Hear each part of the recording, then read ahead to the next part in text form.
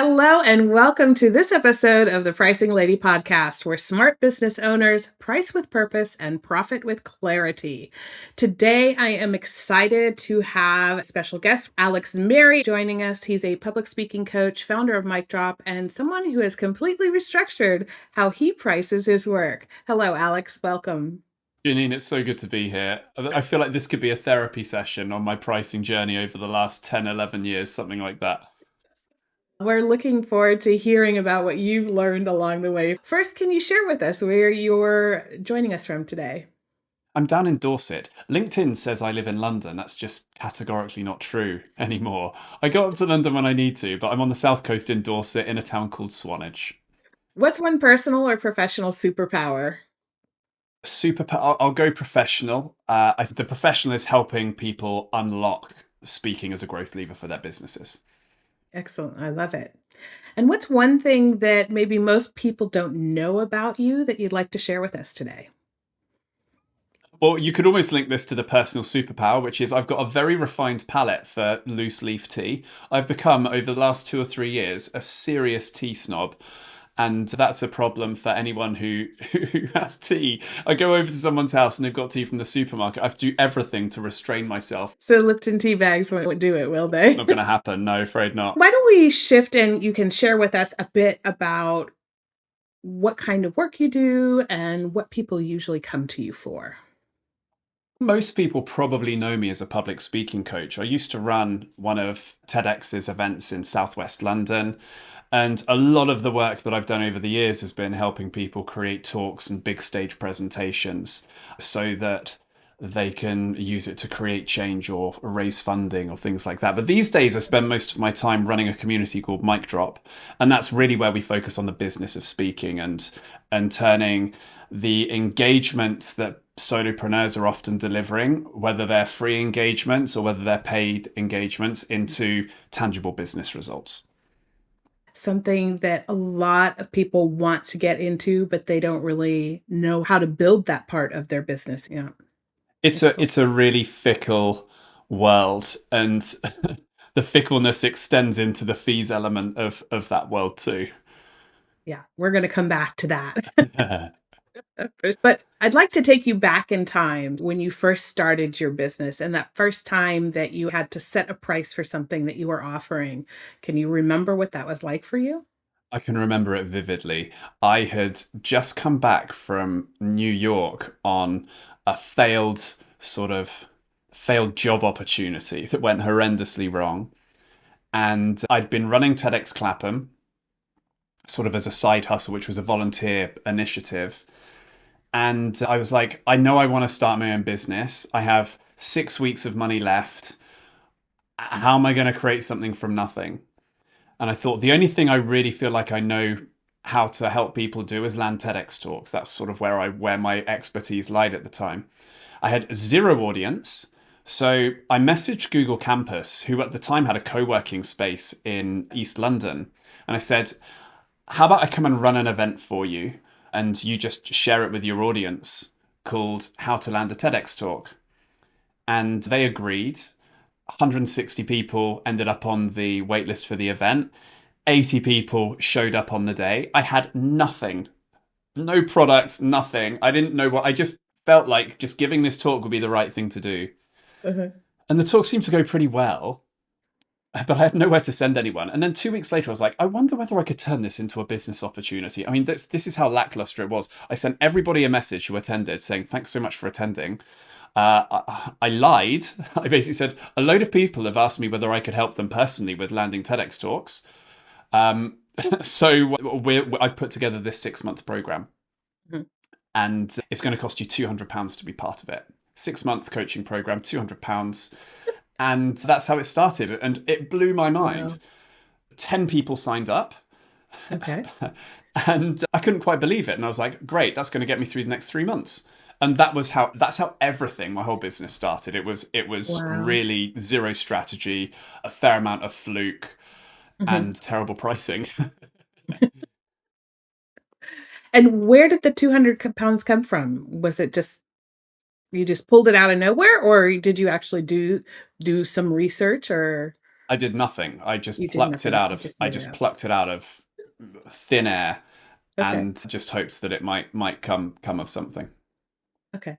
One thing that I may be jumping way ahead here, so you can let me know. But so one of the things that we talked about before the episode, before recording today, was that you got to a point where you had like 17 different offers and you're now down to two. Share with us how you got to this realization that, oh my, that's a lot.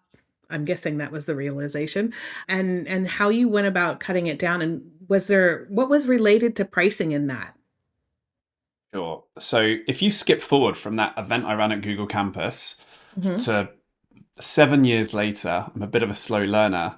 Over that time, I had accumulated more and more products. Lots of those products were in the form of workshops. I had corporate workshops. I had workshops like business to consumer workshops. Hmm. I had like 6 month programs, 3 month programs. I did one-to-one coaching. I did packages of one-to-one coaching. Just you could just add up the list of different things that Right. I'd done, and they'd often come through random inquiries. And someone would want a particular thing, and I'd be like, right, well, I'll create that. That must be something that other people would want too. It was this scattergun approach, and the business had got to a point where we were working. It was probably around 2022.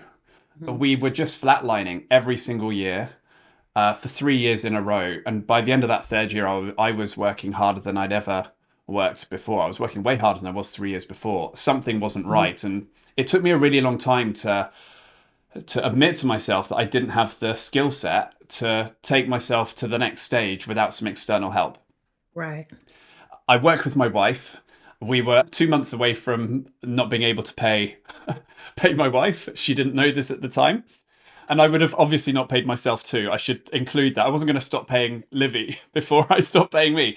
But it was we were 2 months away from not being able to take an income, Right. and it was a sort of a desperation measure. And I reached out to a coach who'd helped us with a couple of things on a community front when we were setting up Mic Drop, our community, in the early stages. And he gave me a really great exercise to do.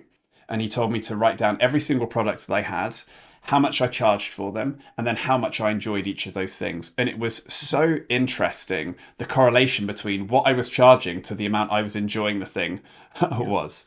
It was almost a perfect fit correlation. Mhm. And I then give this to my coach. We're on a call, and he goes, "You've become everything to everybody. And when you're everything to everybody, you're nobody." Right. Right. And You're and the that most. that really stuck with me.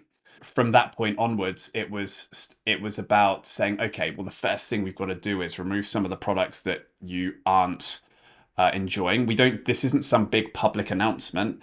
It's just we start publicly. We start optimizing for the things that we do enjoy Mhm. more, and Mhm. then we can start building from there, or not building, or like hopefully building the business, but dropping the number of products and the number Right. of offerings that I had. Right. I think that's a really important point there, that if you have a lot of offers, or if you have a lot of different types of customers that you're working with, and you need to start focusing, even taking a look at what you love versus what you don't love so much can be a really good way to start trying to narrow down what to focus on. I will always remember that exercise. It was such a game changing place to start. Things that I'm sure you'll have experienced this. You create things out of love for them to start with, and then over time, your relationship changes with things, and things that worked for you once upon a Right. time don't necessarily work for you anymore. Right. And also I also see in myself, like, people ask for a certain thing. I'm like, "Oh, I never thought of that. That's interesting." And then you create it and you think, "Oh, this is gonna be great for other people," and you're right. It just kinda it has this snowball effect over time for sure. You don't let go of things at the same pace that you bring them in to your offering. Completely Yeah. that. Yeah. Completely that. Did simplifying your offers also impact what you were able to charge? A really good question. I don't Mm. know whether one affected the other. Mhm. I'd imagine probably. Mhm. One of the things that we tweaked, and I should definitely mention my coach's name. His name's Tom Ross. He runs a community for community builders, and Mhm. he's been unbelievable in our journey. But one of the things that he said to us is that, well, if we increase this thing to this price point, how would your relationship with this product change? Because often the dissatisfaction with pricing came from the amount of effort that was being put in from me versus the Mhm. amount of return that was coming through on the other side. That was where the Mhm. disconnect was. And Mhm. we get Mhm. stuck with, or we get set in our ways with fees. We sometimes don't give Yeah. ourselves permission to change our fees Mhm. in accordance with A, the value that we're delivering, and B, the importance of what it is that we do within the world. Right. Right. I like that. We also talked about the shift that you made in pricing over these 7 years here. Maybe you can tell us a little bit more about that evolution for yourself. Sure. So that first program that I ran off Google Campus started as a £200 product. The Mhm. second time I ran it, I pushed it to £1,500 and dropped the time. It was a 6-month program, turned it into a 3-month program because I was dragging people through a hedge backwards over 6 months. Didn't serve anybody well. Then it went to a £2,000 product, and then it Mhm. stayed at £2,000 for what feels like an eternity.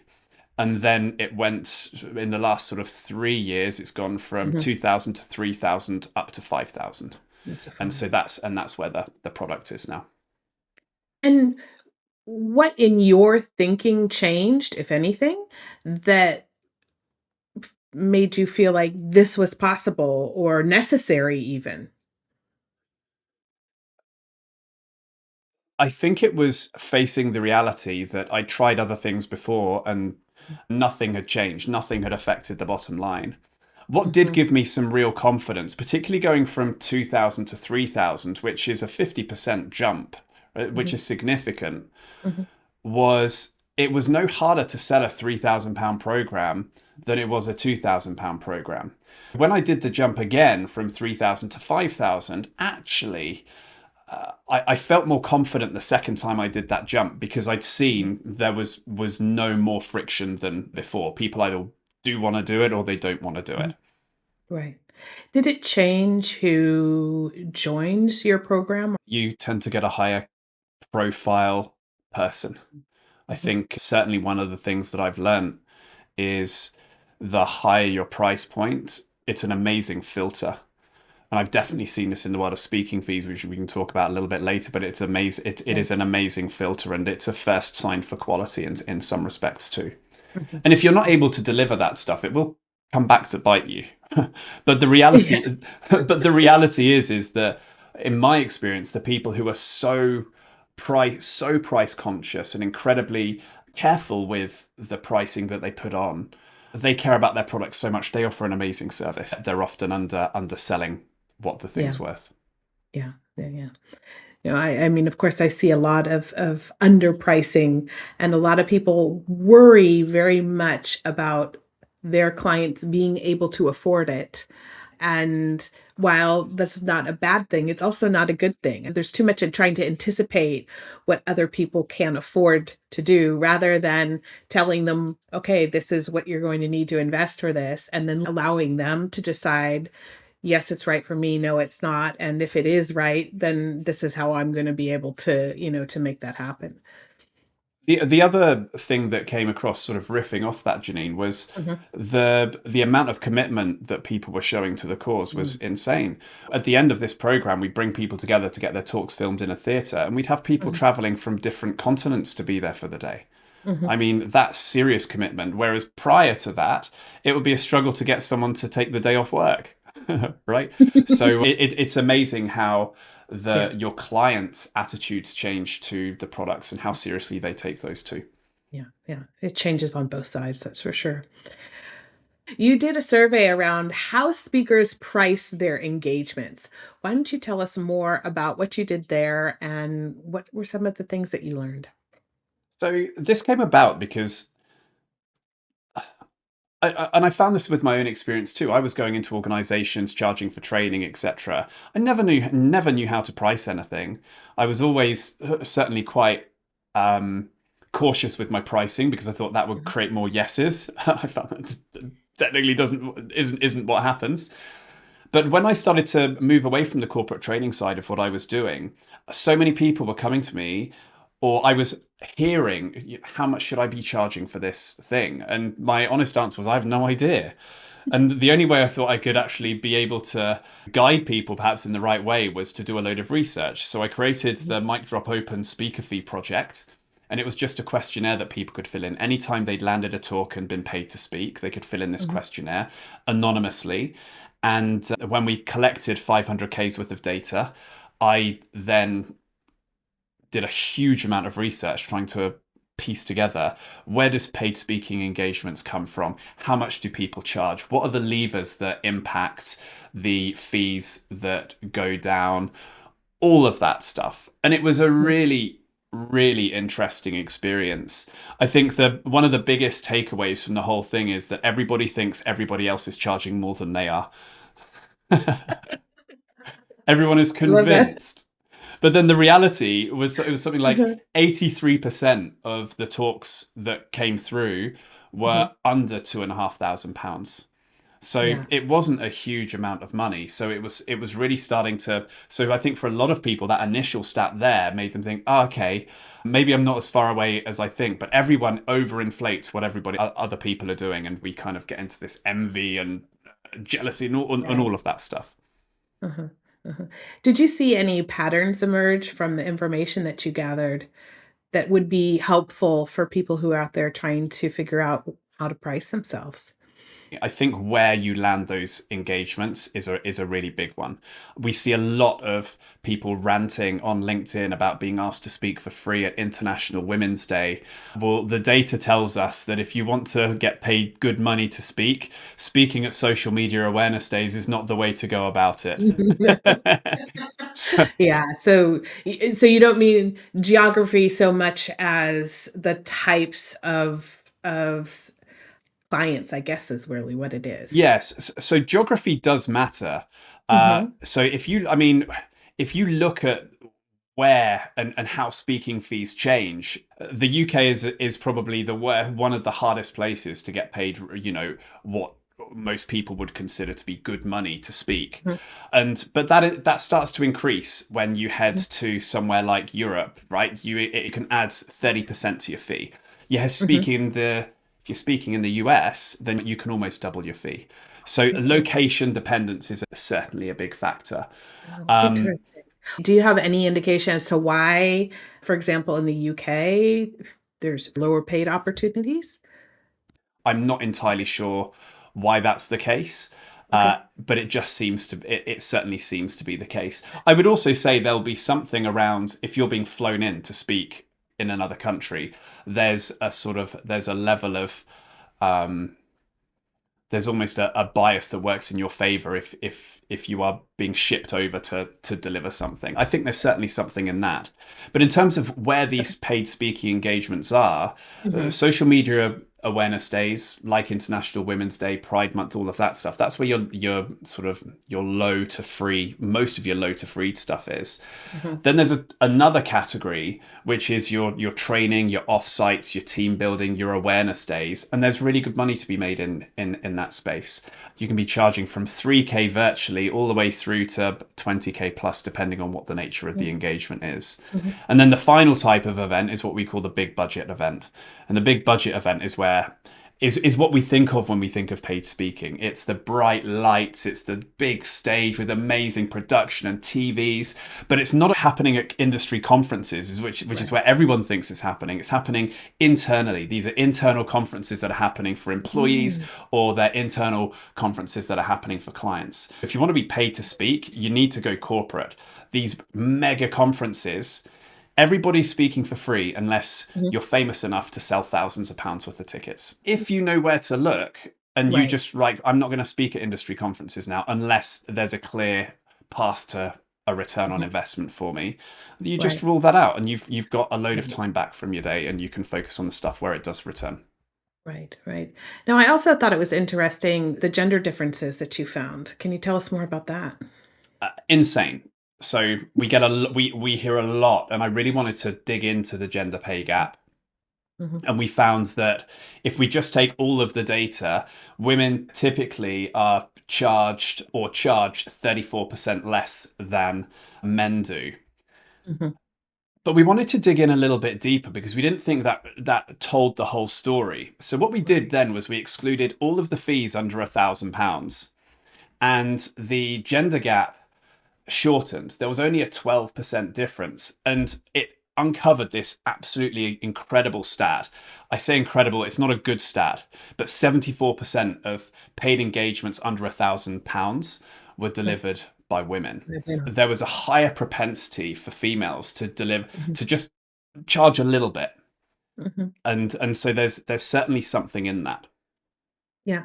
So, Alex, do you have any insight or indication as to, is this that women aren't necessarily saying this is what I charge, or they're not asking for enough. They're not charging enough from the get-go, or are the clients, the customers, the corporations, whatever, are they driving what those fees are more? I think that I think that there are things that we can be doing to prevent the corporates from accepting some of these things. And I'm not going to Right. say that this is something that's just for females. If I look at, I work with men and women. Okay. There are so many things that people aren't doing, not just for speaking, but for other products. They are not qualifying their leads before they have a discovery call with them. There are some fundamental things that are setting people up to fail. One of the Yeah. biggest things that I see is if someone has an inquiry come through, they're like, "Are you available on this date to speak?" And the reply goes through because you want to help and you want to be helpful. Yes, I'm free. Right. The second you tell people you're free, you've lost all of your negotiation Exactly. leverage. Yeah. Yeah. So So, we have far more control over the price than people think, mhm. and we've got to take responsibility for that. Yeah, yeah.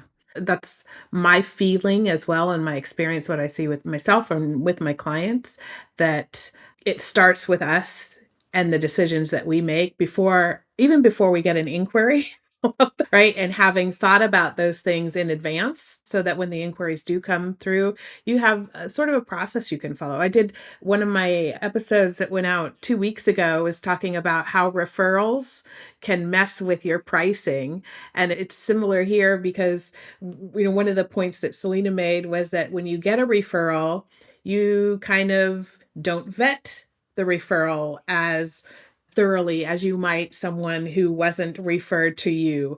And you may be more open to discounts, or you may not understand the full scope because you try to speed up the process because it's a referral and it feels like, okay, well, this person was referred. It should be, it should be good. We're all good to go. And I would guess that there's sort of a similar thing here, and that we kind of get excited in the moment about this prospect and don't always do the due diligence that we should upfront. And that does And there are happen in. some such simple things that you can do with due Yeah. diligence. You know, Like what? we have I have a system called 6 clever questions and a qualifying Mhm. call. Off the top of my head, Janine, I can't remember what every single one of those questions are. But when Mhm. you're, if we're going to put this into the context of a speaking engagement, Mhm. we're trying to find out, well, who is the audience? What kind of event is it? What their budget for the whole event is? I always think it's interesting. If you can get the budget for the whole event rather than your budget for speakers, Yeah. you can start to work out what your pricing strategy might be for this Mhm. conversation. Mhm. And when you've got all of that information through, when you get on the discovery call, your job is not to sell the talk, your job is to listen. Yeah. So much of the talking has got to be done by them. Our job isn't to talk about why we're so good at what we do. It's not Mhm. to talk about what we can offer them. It's to find out why really have they got in touch with us? What really are the problems? Because often the problems they might say they have are masking the deeper problem, and often the more expensive, valuable Mhm. problem that you might well Mhm. be able to help them with. Mhm. Yeah. So, was there anything in the data that challenged your own assumptions about how speakers should price? Yes. Yes, there was. We had somebody message me after this report went out, Mhm. and because they recognized themselves in the report. I Mhm. tell a story in the report about somebody who 1 month had charged £18,000 to give a talk in Australia. And then a month later, they were giving exactly the same talk for £1,000. And they Right. dropped me an email. I know this, it turns out I know this person. Obviously, my network, I'm going to be exposed to people who might fill out the survey. They said, Right. you were talking about me there. That person, I thought, was absolutely killing it at this job. They were about at the very, very top level of Right. where you could reach. It's the place that so many people would be aspiring to get to. And Hmm. yet the difference in price range was Right. absolutely vast. That's interesting. I mean, I think on the one hand, you won't always speak for the same rate everywhere that you speak. There will be differences. But on the other hand, it's important to understand why was there such a big difference and how much of that was within your control and how much of it was not. Super interesting. Completely. And this is where I think one of the learnings was you charge not for the amount of time you're on stage, Hmm. you charge for the value you're going to bring in that particular occasion. Yeah. And the real levers that affect the amount that you're able to charge for the sort of transactional paid speaking Hmm. are the subjects and the perceived value of the subjects that you're talking about, the nature of the event that they're bringing you in to speak at, the Hmm. seniority of the audience that you're speaking to. Hmm. Who cares those big, Right. flashy Big conferences? stage. Yeah. That's Yeah. interesting. And then there's Um, your reputation and your personal brand on top of that. That has a big right. part too. Right. Right. Right. Thank you for sharing that. It's this is a topic that I think it was in pre-COVID when we even talked about it once on the show, but it's been such a long time and I find it really interesting to revisit the topic. Now, you did this survey back in 2022, 2023? 2023, I think. Okay, okay. And do you plan on doing it again? And what would you like to know next time you do it? I've probably been exposed to another £500,000 worth of speaking fee data since through Okay. Oh, members of Mic Drop sharing data. I've not okay. seen any trends to the contrary from this that make it worth, because it's a huge amount of work. I don't think the stats are going to be different enough to draw any more insights out at this stage. But if that does happen, I'd be very happy to.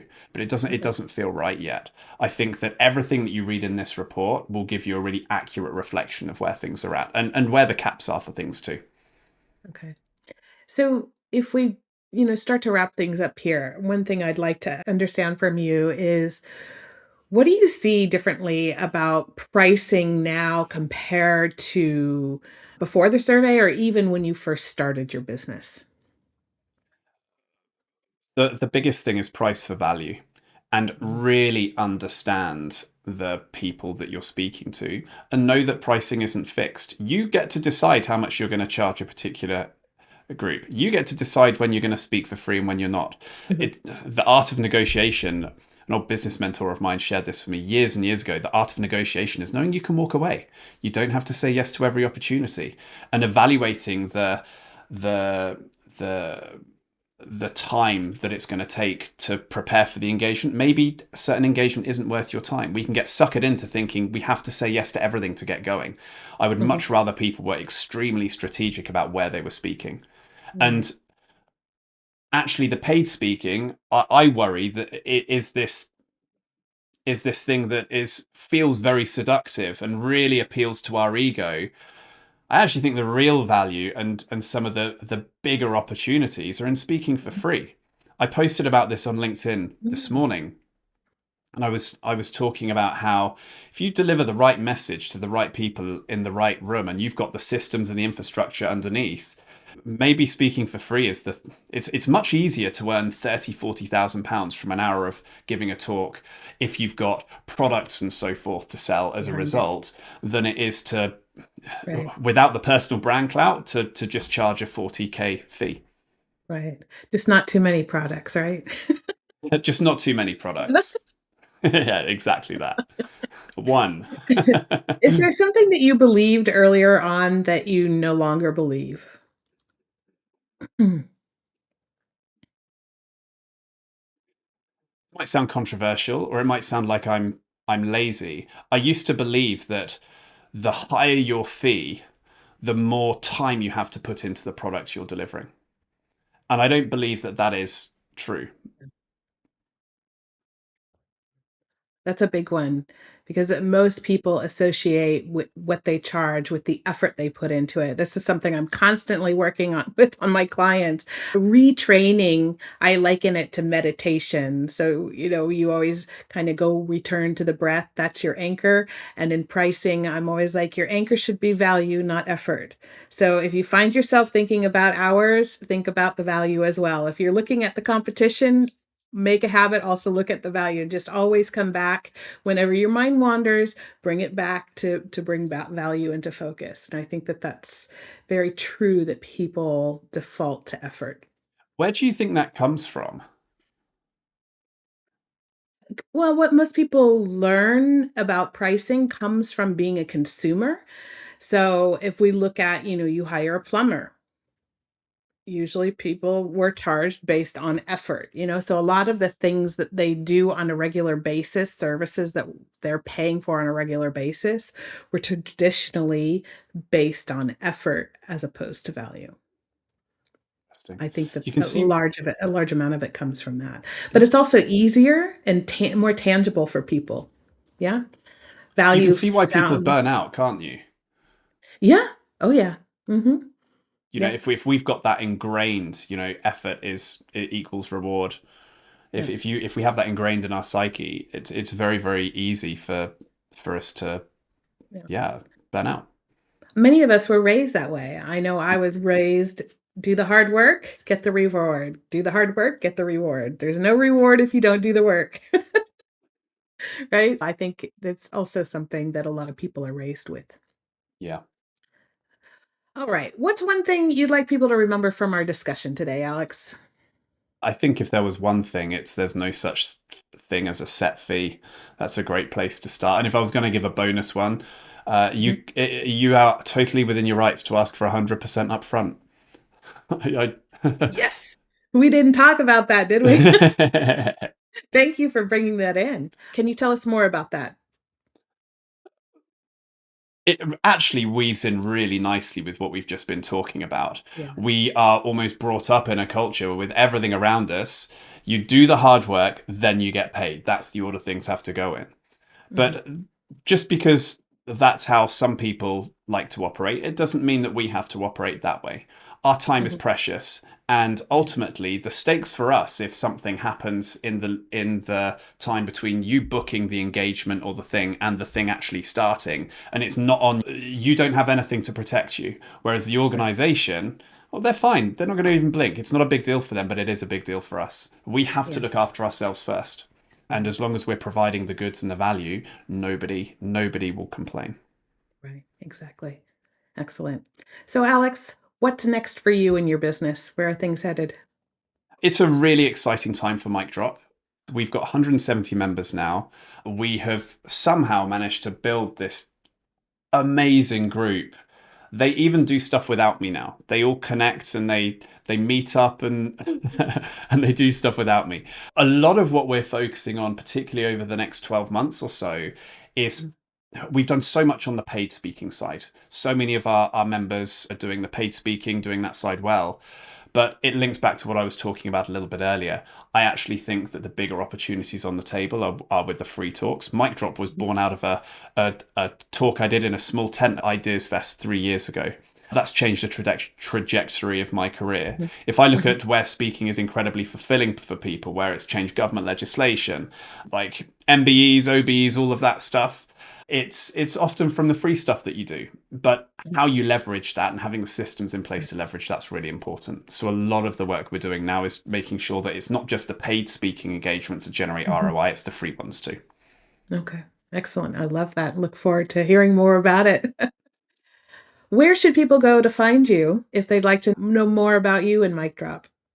I have a toolkit, and inside the toolkit, I've got a load of resources for people who are on Okay. their speaking journeys.